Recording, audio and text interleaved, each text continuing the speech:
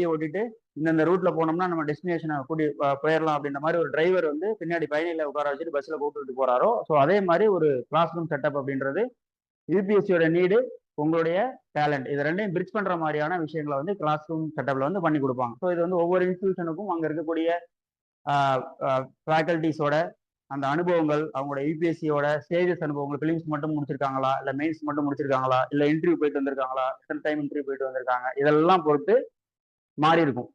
சரிங்களா? அது அந்த மாதிரியான இன்ஸ்டிடியூஷன்ல நீங்க சேர்ந்து படிக்கிறீங்க அப்படின்ற பட்சத்திலையும் தாராளமா உங்களுக்கு easy way to clear the UPSC அப்படின்ற மாதிரி அமையும். சரிங்களா? எல்லா வகையிலையும் படிக்கலாம், சொந்தமாகவும் படிக்கலாம், ஒரு மென்டார்ஷிப் வச்சும் படிக்கலாம்.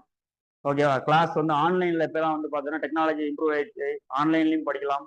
ஓகே. ஆனா அதுக்கு முன்னாடி நீங்க என்ன ஸ்டேஜ்ல இருக்கீங்க, உங்களுடைய டேலண்ட் வந்து என்னவா இருக்கு, யூபிஎஸ்சியோட டிமாண்ட் என்னவா இருக்கு, ஸோ அப்போ அந்த டிமாண்டுக்கு ஏற்ற மாதிரி நீங்க என்னென்ன மாதிரியான ஒர்க் அவுட்லாம் நீங்க பண்றீங்கன்ற பட்சத்துல அதை மீட் பண்ண முடியும் அப்படின்றது தெரிஞ்சுக்கணும். அது தெரிஞ்சுக்கிறது யார் மூலியமா தெரிஞ்சுக்க முடியும்னா, கண்டிப்பா அந்த ஃபீல்ட்ல இருக்கக்கூடிய ஒரு எக்ஸ்பர்ட் மூலியமா மட்டும்தான் தெரிஞ்சுக்க முடியும். நீங்க டிஎன்பிசி ஃபார் எக்ஸாம்பிள், டிஎன்பிசி சம்பந்தப்பட்ட விஷயங்களுக்கு அதுல இருக்கக்கூடிய அனுபவம் மிக்க ஆசிரியர்கள், மென்டார்ஸ், அவங்க கிட்ட நீங்க ரீச் பண்ணலாம். அதே மாதிரிதான் யூபிஎஸ்சி அப்படின்னா யூபிஎஸ்சியா with respect to only UPSC அப்படின்ற மாதிரியான மென்டார்ஸ் நீங்க ரீச் பண்றீங்க அப்படின்ற பட்சத்துல உங்களுக்கான ப்ராப்பரான கைடு வந்து கிடைக்கும். சரியா? இப்போ ஃபார் எக்ஸாம்பிள் ஒரு ஒரு விஓ எக்ஸாம் இருக்கு அப்படின்னா, விஓ எக்ஸாம் அப்படின்றது அதோட ஸ்கில் அப்படின்றது வந்து வேற, அதோட நீட் அப்படின்றது வேற, யூபிஎஸ்சி அப்படின்றது வேற, குரூப் 1 குரூப் 2 அப்படின்றது வேற. சரிங்களா? சிலபஸ் வந்து பாக்குறதுக்கு ஒன்னாதான் இருக்கும். ஓகேவா? அதோட சோர்ஸ் மெட்டீரியல் இப்போ இந்தியன் ஹிஸ்ட்ரினா எல்லாத்துலயும் இந்தியன் ஹிஸ்ட்ரி அப்படின்றது படிக்க தான் போறோம். அதை எப்படி படிக்க போறோம், யூபிஎஸ்சி வந்து எப்படி கேட்பாங்க, குரூப் 4 எப்படி கேட்பாங்க அப்படின்றது வித்தியாசப்படும். ஸோ இதுல அந்த துறையிலேயே ரொம்ப அனுபவம் பெற்ற ஒரு பர்சன்ட் தான் நீங்க அந்த துறையை பத்தி கேட்கணும். அவ்வளவுதான் லாஜிக். சரிங்களா? அப்படி கேட்டிருக்கீங்க அப்படின்ற போது உங்களுக்கான அந்த நீடை வந்து சொல்லி கொடுத்துருவாங்க. அவ்வளவுதான் லாஜிக். சரிங்களா? ஸோ அப்போ சொந்தமாகவும் படிக்கலாம் அப்படின்றத மைண்ட்ல வச்சுக்கணும். ஓகேவா? சுயமாகவும் படிக்கலாம், மென்டாரிட்டியும் படிக்கலாம், கிளாஸ் ரூம்லையும் படிக்கலாம். அதை இன்னொரு கிளாஸ் ரூம்ல படிக்கிறதுல இன்னொரு அட்வான்டேஜ் என்னன்னா உங்களுக்கான டைம் அப்படின்றது சேவ் ஆகும். சரிங்களா? எல்லா மெட்டீரியல்ஸ் எல்லாமே சப்ளை பண்ணுவாங்க, ப்ராப்பரான கைட்லைன் கொடுத்துருவாங்க, டைம் ஃப்ரேம் வச்சு உங்களை வாட்ச் பண்ணிட்டே இருப்பாங்க. அப்படின்ற பட்சத்துல உங்களுக்கான ப்ரிப்பரேஷன் அப்படின்றது ஈஸியாக அமையும். எங்க சுற்றியும் நீங்க அதுக்குள்ளதான் இருப்பீங்க. உங்களை கரெக்டா டிரைவ் பண்ணி ஒரு இடத்துல கன்ஃபைன் பண்ணுவாங்க, டைம் கன்ஃபைன் பண்ணிடுவாங்க.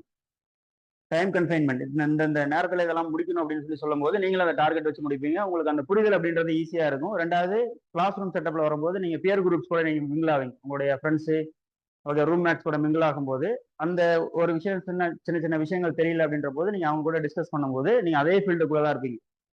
சரிங்களா? இப்போ ஓனா ப்ரிப்பேர் பண்றீங்கன்னா நீங்க தனியா வீட்டுல இருந்து ப்ரிப்பேர் பண்ற மாதிரியான ஒரு சூழல் இருக்கும். அப்போ உங்க வீட்டுல இருக்க resources, economic resources and educational resource எப்படி இருக்குது, நீங்க டைம் ரிசோர்சஸ் எப்படி பயன்படுத்துறீங்க, இந்த நிறைய ஃபேக்டர்ஸ் இருக்கு ஓனா ப்ரிப்பேர் பண்றதுல. ஓகே, இது எல்லாத்தையும் மேனேஜ் பண்றேன் அப்படின்னா yes you can go for on your own. Okay, right. அடுத்தது, how many hours should I spend for a day? சரியா? எவ்வளவு நேரம் என்னால.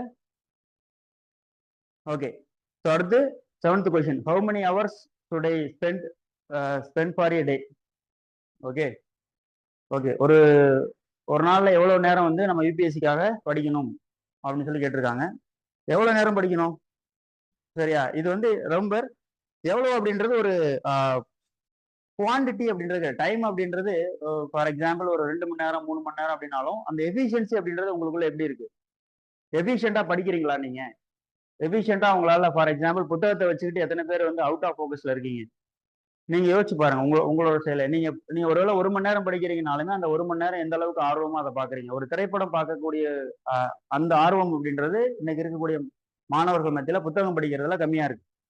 அந்த எஃபிஷியன்சி சொல்றேன். ஏன்னா நிஜமாலுமே வந்து என்னன்னா அது மாறிட்டே இருக்கும். திரைப்படத்துல நிறைய புது புது காட்சிகள்லாம் வரும்போது ஆர்வம் ஊட்டுறதா இருக்கும். சரியான புக் அப்படின்றது என்னன்னா மோனோடோனஸா இருக்கும், வெறும் டெக்ஸ்டா இருக்கும், எங்கேயோ ஒரு இடத்துல படம் போட்டிருப்பாங்க.